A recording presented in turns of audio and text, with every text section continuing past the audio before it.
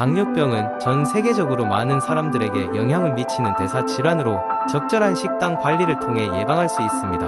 이 이야기는 당뇨병 예방을 위해 올바른 식단을 구성하고자 하는 사람들을 위한 가이드라인을 제시합니다. 먼저 당뇨병 예방을 위한 식단에서 가장 중요한 것은 혈당 지수를 안정적으로 유지하는 것입니다. 이를 위해서는 복합 탄수화물과 풍부한 식이섬유가 포함된 식단을 선택하는 것이 좋습니다. 복합 탄수화물은 혈당을 천천히 올리고 식이섬유는 소화 속도를 느리게 하여 혈당 조절에 도움을 줍니다. 통곡물, 채소, 과일 등이 이러한 탄수화물과 식이섬유의 좋은 공급원입니다. 아침 식사로는 오트밀 한 그릇에 신선한 베리류를 추가하여 섭취합니다. 오트밀은 혈당을 천천히 올리며 베리는 항산화제와 비타민C가 풍부하여 건강에 좋은 선택입니다. 점심으로는 병아리콩과 다양한 채소로 만든 샐러드를 추천합니다. 여기에 올리브 오일 드레싱을 곁들이면 건강한 지방을 섭취할 수 있습니다. 단백질 섭취 또한 매우 중요합니다. 살코기, 생선, 두부, 콩류 등 다양한 단백질 공급원을 균형 있게 섭취하세요. 특히 생선에는 오메가-3 지방산이 풍부하여 염증을 줄이고 심장 건강을 개선하는 데 도움이 됩니다.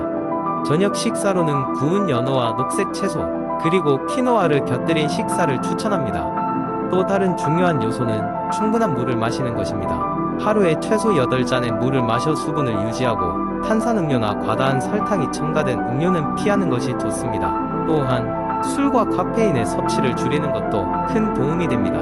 간식으로는 견과류, 요거트, 과일 등을 적절히 섭취하되 가공식품과 당분이 높은 간식은 피해주세요. 견과류는 건강한 지방과 단백질의 훌륭한 공급원이며 요거트는 프로바이오틱스가 풍부하여 장 건강에 이롭습니다. 식사량 조절도 잊지 말아야 할 부분입니다. 적정한 식사량을 유지하고 배부르기 전에 식사를 멈추는 것이 중요합니다.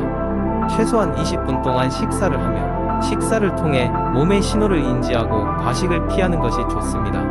마지막으로 식사 기록을 통해 어떤 음식을 얼마나 섭취하는지 확인해 보세요. 이는 식습관을 점검하고 개선하는 데 큰 도움이 됩니다. 친구나 가족과 함께 건강한 식습관을 공유하고 서로를 격려하며 당뇨병 예방에 적극적으로 대처해 나가길 바랍니다. 이와 같은 식단 가이드라인을 기반으로 생활 습관을 올바르게 관리한다면 당뇨병을 예방할 뿐만 아니라 전반적인 건강을 증진시킬 수 있을 것입니다. 꾸준한 실천과 함께 건강한 삶을 살아가길 바라며 이야기를 마칩니다. 두 번째 이야기. 어느 날 사람들은 저마다의 이유로 운동을 시작하려고 마음을 먹지만 대부분 시간이 부족하다는 이유로 금세 포기하고 만다. 나 또한 그랬었다. 바쁜 일상 속에서 운동을 위한 시간을 주기적으로 내는 것은 여간 어려운 일이 아니었다. 하지만 어떤 날에는 몸이 너무 무겁게 느껴져 무언가 바꿔야겠다는 생각이 들었다. 그렇게 찾아본 것이 바로 하루 10분 홈트레이닝. 너무 짧은 시간 아닐까? 라는 의문도 있었지만 10분이라면 해볼 수 있겠지 라는 마음에 한번 시도해보기로 했다. 멀리서 운동센터에 갈 필요도 비싼 운동기구를 살 필요도 없었다. 매트를 깔고 스마트폰만 있으면 충분했다. 처음 며칠은 정말 간단한 동작들로 구성된 루틴을 따랐다. 전신 스트레칭으로 시작해 몇 가지 간단한 유산소 운동, 스쿼트나 플랭크 같은 무산소 운동으로 이어졌다. 처음에는 정말 금방 끝나버려 이게 무슨 효과가 있을까 싶었지만 일주일쯤 지나자 몸이 조금씩 가벼워지는 느낌이 들기 시작했다. 매일 10분이라도 꾸준히 움직이니 몸 상태가 나아질 수밖에 없었다. 자연스레 운동하는 습관이 생겼고 적어도 하루의 시작이나 끝을 이 간단한 루틴으로 채우면서 일상 스트레스도 감소하게 되었다. 또한 10분이라는 시간은 부담 없이 시작할 수 있게 해줘서 좋았다. 오늘은 피곤하니까 쉴까? 라는 생각이 들 때도 10분만 하자 라며 스스로 타협할 수 있었다. 설마 했던 운동이 어느샌가 생활의 일부가 된 것이다. 그리고 무엇보다도 작은 실천이 주는 여유로움이 큰 매력으로 다가왔다. 이제는 조금씩 루틴을 바꾸어가며 새로운 동작들을 시도하기도 한다.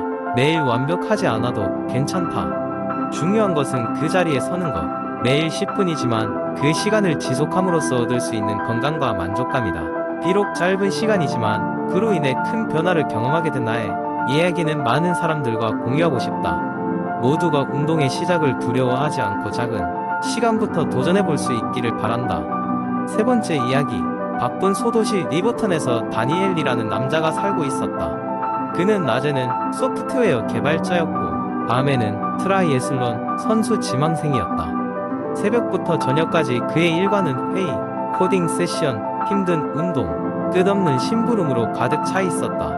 그러나 그렇게 생산적이고 규칙적인 생활을 하는데도 불구하고 다니엘에게는 큰 결점이 하나 있었다. 그는 종종 물을 마시는 것을 잊어버리곤 했다. 특히 힘든 훈련 세션 중 다니엘은 자신의 소홀함이 초래한 결과를 처음으로 느끼게 되었다. 따뜻한 여름 저녁, 해가 지기 시작할 무렵 그는 그림 같은 리버턴 강 트레일을 따라 달리고 있었다. 더 빨리 달리려 애쓰던 중 그는 갑작스러운 피로감과 머리가 지끈거리는 느낌이 지나치게 강하게 밀려오는 것을 느끼며 멈추게 되었다. 그 순간 그는 점심 이후로 한 모금의 물도 마시지 않았다는 사실을 깨달았다. 다니엘은 수분 섭취의 중요성에 대해 여러 번 들어본 적이 있었다. 그의 코치는 자주 강조했고 건강 관련 기사에서도 자주 다루어졌지만 일상을 살아가는 바쁜 중에 수분 섭취는 언제나 우선순위에서 밀려났다. 이제 강가에 서서 세상이 빙글빙글 도는 걸 느끼며 그 메시지는 그 어느 때보다 분명하게 다가왔다. 그 경험 이후 다니엘은 자신의 습관을 바꾸고 수분 섭취를 그의 루틴의 기본이 되도록 하겠다고 결심했다. 그는 먼저 큰 재사용 가능한 물병을 구매했다. 밝은 파란색 물병으로 그는 어디를 가든지 가지고 다녔다. 그는 정기적으로 물을 마시라는 알림을 핸드폰에 설정했고 매 끼니마다 한 잔을 마시도록 했다. 시간이 지나면서 다니엘은 놀라운 변화들을 감지하게 되었다. 에너지 수준이 증가하고 피부가 깨끗해졌으며 일에 대한 집중력이 향상되었다. 가장 놀라운 것은 그의 운동 능력이 크게 향상되었다는 점이다. 달리기가 부드러워졌고 근육 회복 속도가 빨라졌으며 더 강하게 그리고 더 오랜 시간 동안 자신을 밀어붙일 수 있게 되었다. 그러나 가장 깊은 변화는 다니엘이 새로운 균형과 자기 관리를 소중히 여기게 되었다는 점이다. 수분 섭취는 시작에 불과했다. 그는 영양, 휴식, 정신적 웰빙에 대해 더 민감하게 되었다. 다니엘은 성공이 단순히 목표를 달성하거나 작업을 완료하는 것뿐만 아니라 이러한 목표를 추구할 수 있게 해주는 자신의 몸을 돌보는 것이라는 것을 깨닫기 시작했다. 다니엘의 루틴이 변하자 그의 삶에 대한 관점도 바뀌었다. 그는 자신의 이야기를 다른 사람들과 나누기 시작해 수분 섭취의 여정이라는 블로그를 만들었다. 그는 자신의 경험을 기록하고 팁을 공유하며 다른 사람들도 더 건강한 습관을 기르도록 격려했다. 그의 이야기는 커뮤니티 내 많은 이들에게 영감을 주었고 건강과 마음 챙김에 초점을 맞춘 작지만 성장하는 운동을 촉진했다. 리버턴에서 다니엘은 단지 집중하는 개발자나 헌신적인 운동선수가 아니라 변화의 촉매제라는 이름으로 알려지게 되었다. 그는 물을 마시는 것과 같은 가장 간단한 자기 관리의 행위가 어떻게 더 깊은 변화를 위한 기초를 세울 수 있는지를 보여주었다. 그의 여정은 모든 사람들에게 삶의 경주에서 이기는 키는 단순히 열심히 달리는 것이 아니라 언제 멈추고 반성하며 재충전할지를 아는 것임을 가르쳤다. 그리하여 단순히 물을 더 많이 마시겠다는 결심으로 시작된 일은 결국 많은 이들의 마음과 삶을 변화시키는 삶을 바꾸는 모험이 되었다. 그들은 알고 있었다. 때로는 가장 큰 변화가 가장 작고 필수적인 단계로 시작된다는 깊은 진리를 상기시켜 주었다. 네 번째 이야기. 옛날 옛적의 한국의 조용한 마을에 건강에 대한 열정으로 가득 찬 두 친구 지은과 수호가 살고 있었습니다. 지은은 자연식품의 열렬한 옹호자였고 수호는 최신 과학과 기술을 통해 보완된 건강보충제에 더 큰 신뢰를 두고 있었습니다. 둘은 매일 아침 카페에서 만나 건강과 영양에 대해 토론하면서 하루를 시작하곤 했습니다. 어느 날 지은은 수호에게 자신이 발견한 연구 결과를 이야기하기 시작했습니다. 봐, 수호야. 자연식품은 우리 몸이 본능적으로 인식하고 소화할 수 있는 방식으로 엮인 영양소들의 복합체야. 우리 몸은 역사적으로 이런 방식으로 적응해왔고, 그러니까 야채나 과일에서 얻을 수 있는 비타민과 미네랄은 그냥 합성된 비타민보다 훨씬 더 효과적일 수 있지. 수호는 조용히 커피를 마시며 반박했습니다. 맞아, 지은. 하지만 우리는 또 현대인의 생활 방식을 고려해야 해.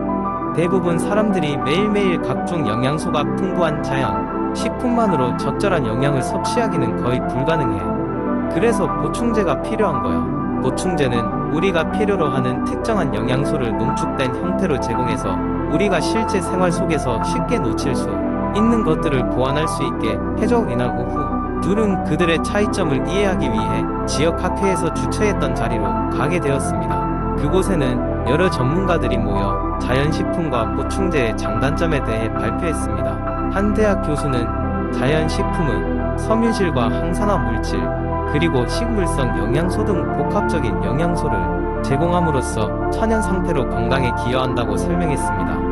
반면 또 다른 건강 전문가인 영양학자는 특정 건강 보충제가 특정 환자군에게 필요한 영양소를 제공하는 데 있어 매우 유용하다고 설명했습니다. 그는 특히 극단적 식단 제한을 하거나 특별한 건강 조건을 가진 사람들에게 보충제가 어떻게 도움을 줄 수 있는지를 사례를 들어가며 설명했습니다. 지은과 수호는 이 모든 정보를 생각하면서 결국 중요한 것은 개인의 생활 방식과 필요에 따라 결정하는 것이란 점을 깨달았습니다. 자연식품이든 보충제든 자신의 세부적인 요구사항과 환경에 맞추어 현명하게 선택할 수 있어야 한다는 것이었습니다. 어느 날 밤 지은과 수호는 다시 카페 테이블에 앉아 있었고, 지은이 수호에게 말했다.